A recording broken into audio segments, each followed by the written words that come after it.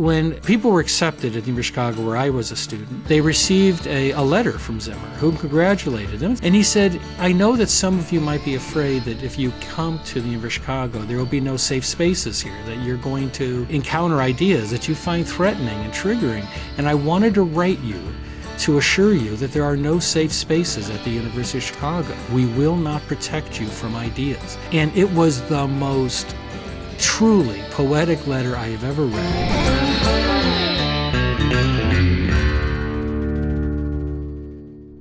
Welcome back to the Kevin Roberts Show. You know I get real excited about great books, and we are talking about a great book that is hot off the presses by a great American, someone that I met for the first time recently in the green room at Fox News, and someone I have admired actually for a couple of decades, even though he's still a young fellow. He's a George Washington University law professor, columnist, litigator, all-around great guy. Jonathan Turley, longtime friend of Heritage, thanks so much for joining me, not just to talk about your book, but to talk about the future of America.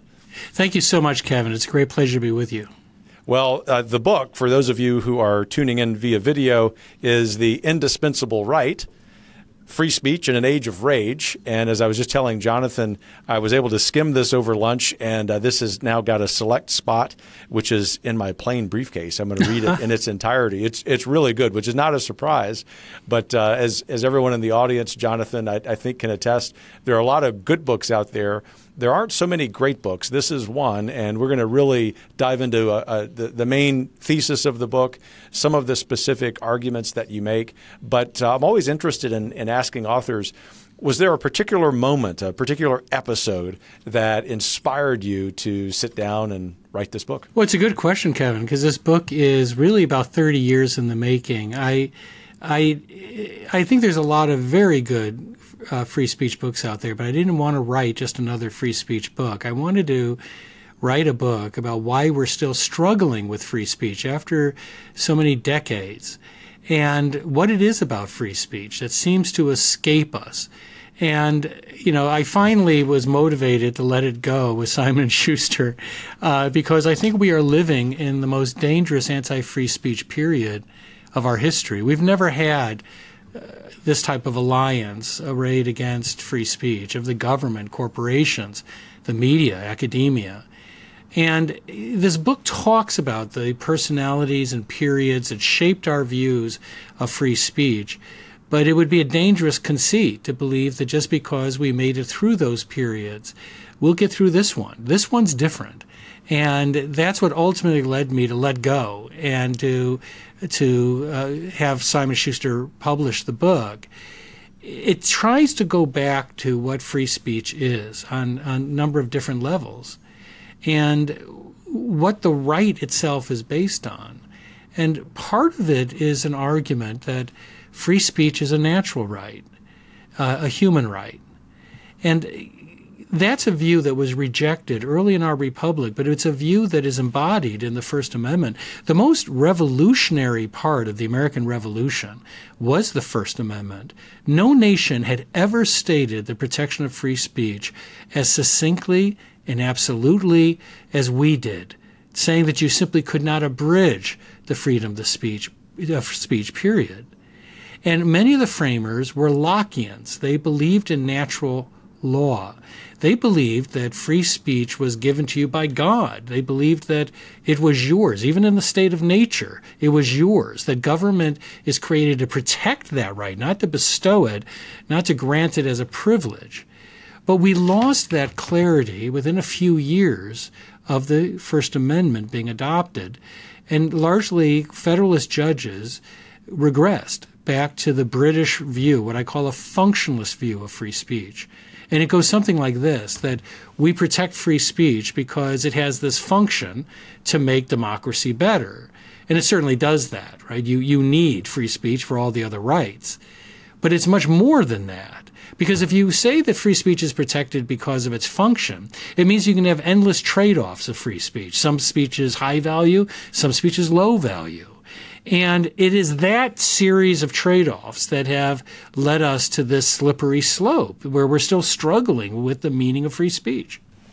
And you say the first few sentences of the book, in line with what you were just explaining, I love the first sentence. We are living in an age of rage. You continue, it permeates every aspect of our society and politics. Rage is liberating, even addictive. It allows us to say and do things that we would ordinarily avoid, even denounce in others. Rage is often found at the furthest extreme of reason. For those who agree with the underlying message, it is righteous and passionate. And what I love about that comment and about the book in its entirety, Jonathan, is that you walk us through the history of this. And as you were just saying about the real beauty of the American Revolution lying in part in the First Amendment, I think Americans gaining that historical context, that historical perspective, also puts in perspective some of the frustrations we feel today about not necessarily free speech itself, but how some people in our political discourse want to abrogate our free speech. I'm thinking, for example, about John Kerry. Even in the most, he made some recent comments, even in the most charitable interpretation of what he was conveying, it sort of sounds like he was saying the First Amendment is in the way of the government regulating what he calls misinformation. I think that's right. And, rage is a fascinating subject. This is not our first age of rage. The Boston Tea Party was an act of rage. But we've always had rage rhetoric. But the problem is that rage rhetoric has often led to state rage as the state cracks down on dissidents, arresting thousands at a time in the Palmer raids and other periods. And this book looks at those periods. We're not nearly as good as our advertising. But we did come through those periods. This one, as I said, is different, and your point is a good one, Kevin, about what Kerry said. Before Kerry made those comments, Hillary Clinton has repeatedly called for censorship, as have many Democrats. And it was telling that after Elon Musk bought Twitter, Hillary Clinton's, one of her first acts after that occurred was to contact the EU and to call on the EU to use the Digital Services Act, which is a horrific piece of legislation, one of the most dangerous anti-free speech powers in existence. And she called on the Europeans to force the censorship of citizens. Now, this is U.S. citizens. So this is the former Democratic presidential nominee going to Europeans, asking them to force the censorship of fellow U.S. citizens. And then John Kerry goes to the World Economic Forum and says, we got a problem here. It's the First Amendment. Government officials just can't control what people are saying. And somehow this has become popular. And in academia, it has. I'm a bit of a dinosaur. There are about 4 or 5 books that are coming out with mine that are all anti-free speech. I have a colleague who is leading an effort to amend the First Amendment because she says that it's too aggressively individualistic. And these are popular views today in academia. And the result is an alliance that we've never seen before. So you have this anti-free speech movement that's been building in Europe, and that movement has finally reached our shores. And free speech is in a free fall in Great Britain, France, Germany. And we have the homegrown anti-free speech movement coming from higher education, and that's now metastasized into the government and the media. You have the New York Times, Washington Post running columns saying that the First Amendment is out of control. You have law professors who are saying that this is a cult and that we have to even get rid of the Constitution. Erwin Chemerinsky, the dean of Berkeley, said that, just came out with a book, that no constitutions last forever and how we need to trash our Constitution. It is a crisis of faith that we cannot discount. I mean, it could cause serious damage to the very right that defines us. Where do you think these contemporary attempts to abridge free speech come from? I mean, are the origins way back in time in the 1700s, thinking about what you said about the novelty of the American Revolution emphasizing the First Amendment and free speech? Or, and maybe it's both, Jonathan, there's something more recent, perhaps in higher ed. I know as I talk to a lot of people, not just in the United States, but sort of populist conservatives on the continent of Europe, they have a hard time just feeling free to talk about even say modifying the European Commission. I mean, something that is people may disagree with, but certainly isn't. It's not radical. It's not revolutionary. It's certainly not violent or harmful. All of that to say, they often ask us at Heritage, where is this coming from? Yeah, that's a very good question, because one of the things the book asks, and I often ask when I speak to European groups, is can you point to a single censorship system in history that has ever worked? It is in the history of humanity, no censorship system has ever worked. It's never stopped a single idea or a single movement. I talked to a bunch of German academics and individuals a long time ago, and I said, how is it working for you? You've one of the oldest censorship systems in history, and it was ramped up after World War II. You have tens of thousands of neo-Nazis walking in your city. You have this great censorship system that arrests people for ringtones of Hitler's voice, but yet the neo-Nazi movement is at record levels. But there was a recent poll in Germany that showed that only 17% of Germans felt comfortable expressing their views in public. So the Germans have succeeded in silencing the wrong people. The neo-Nazis are doing great. You know, these terrible, grotesque groups are doing great. And yet citizens are the ones that are chilled. And the reason is that it is working. It's just not working for the stated purpose. It's working because all censorship is about power. That's why Hillary Clinton recently said, look, unless we get control of the internet, we're going to lose control. And that's what it's about. It's about control. It always has been. Evidence, perhaps Exhibit A, is Elon Musk's purchase of Twitter, now X, and being censored in some places like Brazil, right? But also the reaction by some on the American left and some on the European left that they want to do the same thing if, in fact, they're able to expand their power. Yeah, I think that's absolutely true. And, the weird thing is that every generation thinks that they have some unique reason to silence others. Yeah, free speech is one of those rights that is easier to behold at a distance, right? If you ask people about the McCarthy period, they go, oh my God, how could we have censored and blacklisted people? And then you say, well, how about people being censored and blacklisted today? And they go, oh, no, that's different, because this is disinformation. And I recently was testifying in the House Judiciary Committee, and Representative Dan Goldman challenged me. And previously, the Democrats had denied there was any coordination with the government. Then Elon Musk released the Twitter files. And then there was no denying. And so they went to Plan B and said censorship is good. And so Goldman said, we're allowed to censor because the internet is a crowded theater and people are yelling fire. And I said, Congressman, you are aware, right, where that line comes from? I mean, that's a line from Schenck that was used to imprison a socialist leader who was passing out a flyer opposing the draft by quoting the U.S. Constitution. And he was sent to jail in Schenck, and that line was used to do it.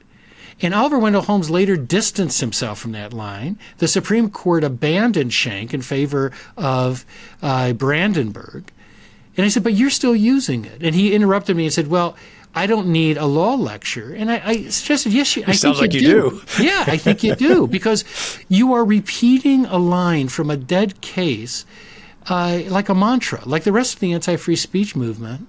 You're repeating it without any understanding of what it meant, what it still means. And that's why these are the same voices. They're using the same arguments that were used at the beginning of the Republic. Do you get a sense, sort of shifting from the halls of Congress to your lecture halls, that your students, regardless of whatever their politics may be, find this these attempts to abridge free speech inappropriate? Or do you think that in their generation that some of them are sort of open to it? I think some are open to it. I think that we have raised a generation of speech phobics. They've been told throughout their lives that speech is triggering, that they shouldn't have to hear opposing views. Others with opposing views have been disciplined. That's the reality that they know. And I was so impressed when Robert Zimmer at the University of Chicago, the president at the time, he's passed now recently, and when people were accepted at the University of Chicago where I was a student, they received a letter from Zimmer who congratulated them. It's very hard to get in. It's like 5%, so everyone was legitimately excited. And he said, I know that some of you might be afraid that if you come to the University of Chicago, there will be no safe spaces here, that you're going to encounter ideas that you find threatening and triggering. And I wanted to write you to assure you that there are no safe spaces at the University of Chicago. We will not protect you from ideas. That is not what we do. And if you want safe spaces from ideas, you have plenty of choices, and you should pick some other school. And it was the most truly poetic letter I have ever read. And it became known as the Chicago Principles, and has been adopted by some schools. But it captures what's happening in higher education. When I went to University of Chicago, I loved every minute of it. I was told I had to go there because that's where dysfunctional nerds go. And for me, it was like walking into the Star Wars bar scene. Downstairs at the place I lived, you had Trotskyites who would meet. Upstairs, you had militant vegans. Next door, you had libertarians. I thought most of them were absolutely crazy, but I loved every minute of it because they were seeing things I was seeing and seeing something very different, and I wanted to know why. It was an amazing way to go to school. Students simply don't have that today, that most of college culture runs from the left to the far left. Most faculties have purged their ranks of Republicans, conservatives, libertarians. As FIRE has shown, many departments don't have a single Republican. You know, there was a wonderful piece in the Harvard Crimson, and I think it was entitled something like The Last Republican Professor. And it was a 90-year-old economist. And these students did everything but poke him with sticks. I mean, they were just fascinated with what a Republican looked like. And it didn't seem to bother anyone that he would be such a rarity. But he is a rarity on most faculties. Most faculties have very few dissenting voices. It's an intellectual tragedy on our campuses that has turned into a social and cultural tragedy where what we see at almost every university campus now, where there are so many safe spaces except for libertarians or conservatives or just sort of heterodox students. They may not even have sort of an organized, coherent ideology, which, by the way, when you're a college student is fine. That's one of the purposes that higher education formation can be. It doesn't mean that you're passive or not thinking, but all of that to say that has now moved downstream, or at least outside of these university campuses, into not just mainstream America, not just the halls of Congress, but on Main Street in cities and states and small towns you wouldn't expect it. And so what we always try to do at Heritage, as you know, Jonathan, what I try to do on this show is not just confront reality and understand the depths of a problem, but also think about some of the solutions. And before we get into some solutions, whether they be big macro level policy solutions, or, as I like to integrate into the conversation, sort of simpler things that individual members of the audience can do, is there a golden era or two in the history of the United States where, in your assessment, doing the research of this great book, you think that, while perhaps imperfect, the United States was maybe at its best in honoring and more importantly, actively cultivating a true spirit of free speech? Well, the funny thing is we did have a golden era. It just lasted very shortly, and it was over. And that is when we enacted the First Amendment. There was, in my view, a consensus that free speech was a natural right. And then John Adams became president, and he was arguably the greatest hypocrite ever elected to that office. I mean, he immediately used the Alien and Sedition Acts to arrest his opponents. And Jefferson ultimately pardoned them, but they were Jeffersonians. But he also prosecuted people for their political views. It was James Madison that really was true to his views. He wrote a piece in 1800 which was brilliant. And he talked about how prosecution of speech is a monster that lives in every society. And he's right. You know, it's a monster that lives within us, and it comes out when we're very afraid or we're very, very angry. And we've never slayed Madison's monster. And we are still prosecuting for sedition, in sedition conspiracy cases.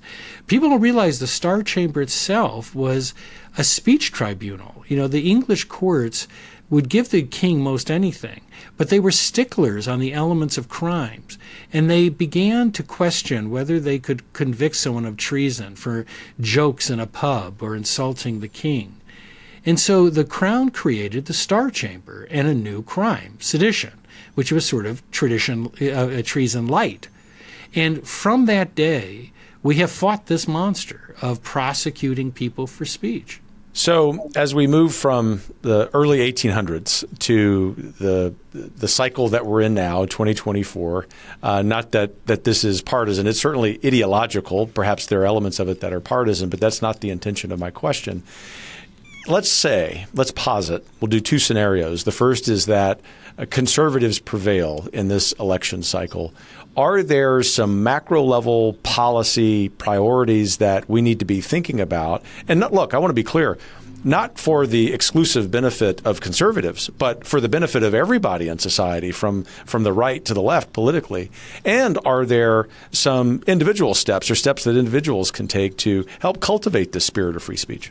Well, one thing the book suggests, and I've argued in columns, is that the Congress should get the United States government out of the censorship business. So it should pass a law that bars any use of federal funds for censorship, including grants to third parties, any programs that are targeting, blacklisting, trying to ban individuals or groups based on the content of their statements or postings. Now, obviously, that doesn't include things that are crimes. One of the favorite saws of people like Hillary Clinton, you'll notice, is she starts out by talking about disinformation, but when she tries to explain why we should censor, she talks about child porn.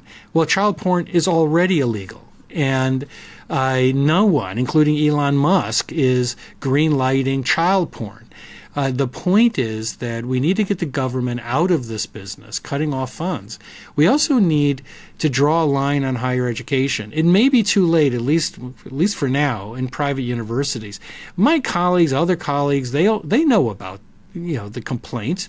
The trust of higher education is an all-time low. We've been sawing at the very branch we're sitting on for years. Most people look at higher education, not most, but about half this country views it as a hostile environment where if they go, even to state schools, they have to be quiet about their views. There's no reason why taxpayers are a captive audience. If you have, the University of Oklahoma, and I'm just making this up, but if you have a university that has purged most of Republicans and conservatives from a faculty, why should the people of that state be supporting them to create this academic echo chamber? State universities may be the final line of defense for higher education because the First Amendment applies to them directly. And we may have to fight this fight along that line and then hope to expand it later.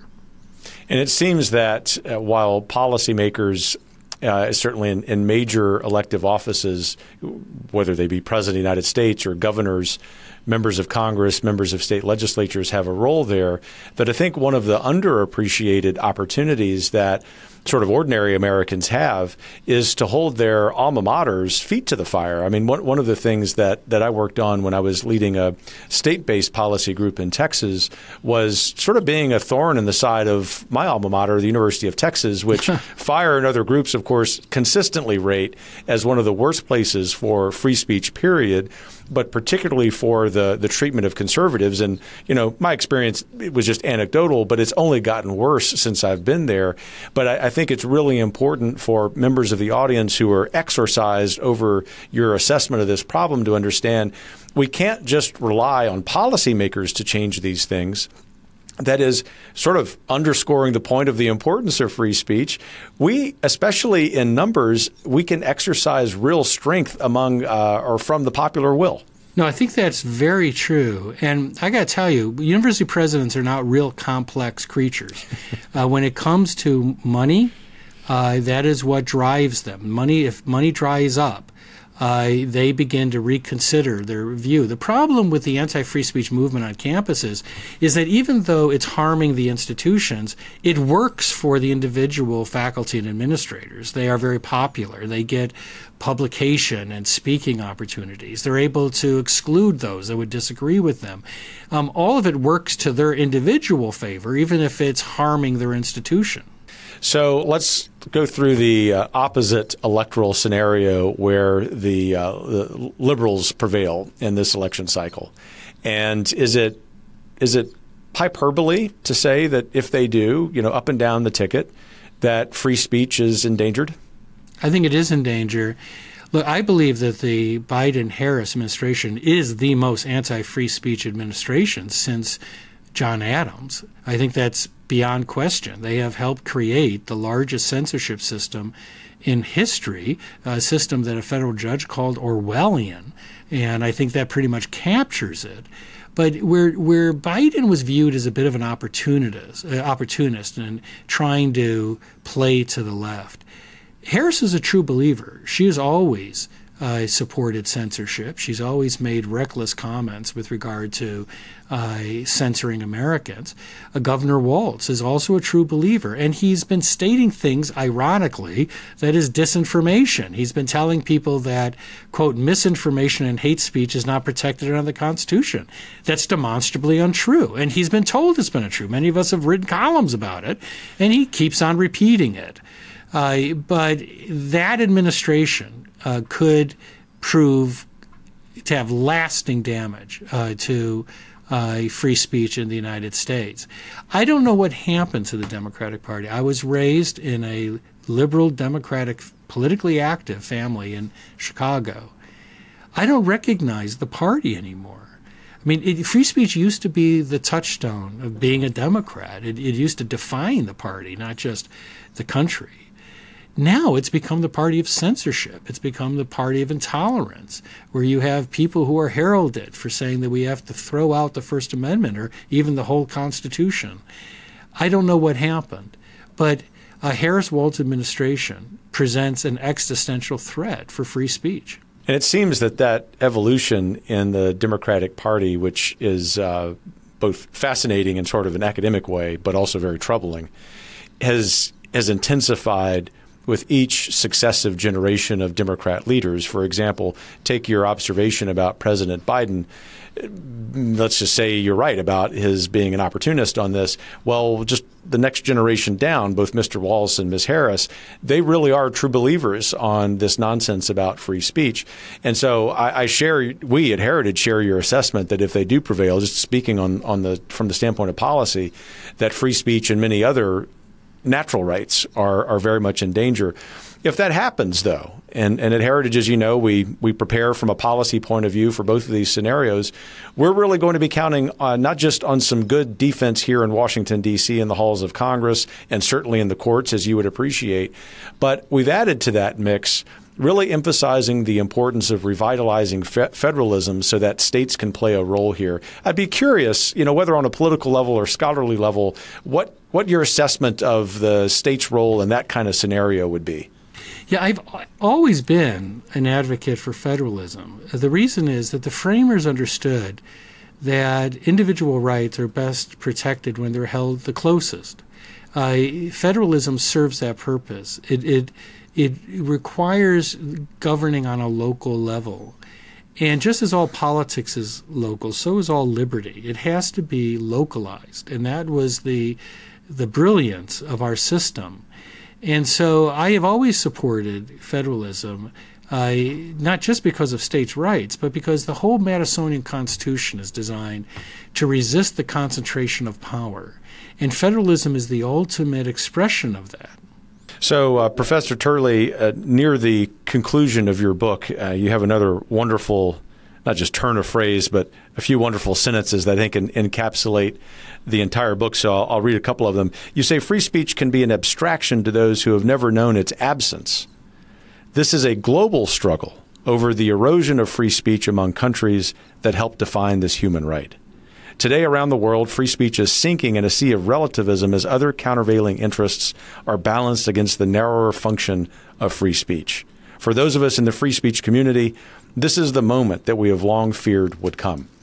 It seems, among other points that you're making there, that what you're appealing to is not someone's specific ideological or partisan bias, but that we as Americans, for that matter, we as humans, not only possess this right, but perhaps have not been paying enough attention to elites in Washington and Brussels and other places who've steadily been trying to erode it.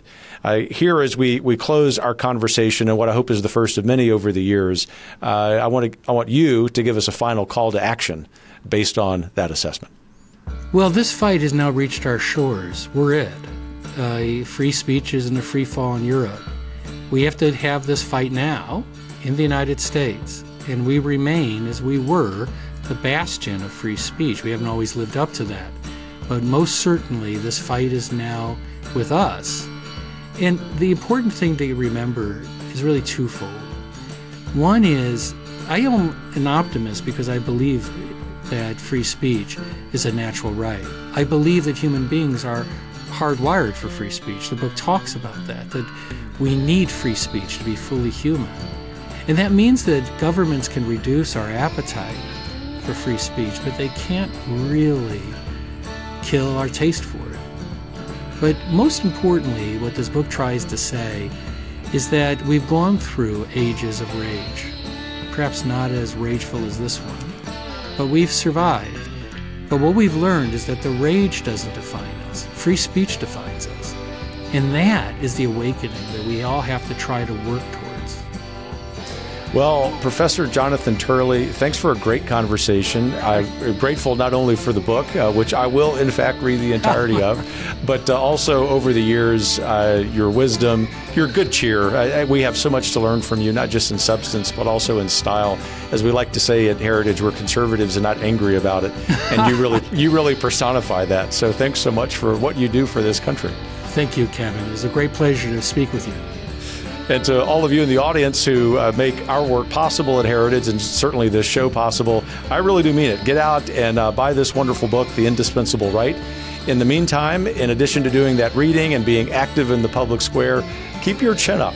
Not only is the Republic worth saving, we are in the process of doing so. Take care.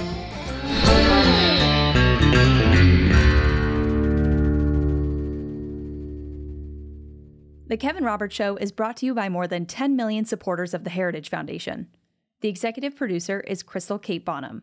Sound design by Lauren Evans, Mark Guiney, Tim Kennedy, and Joseph Fonsbakowski.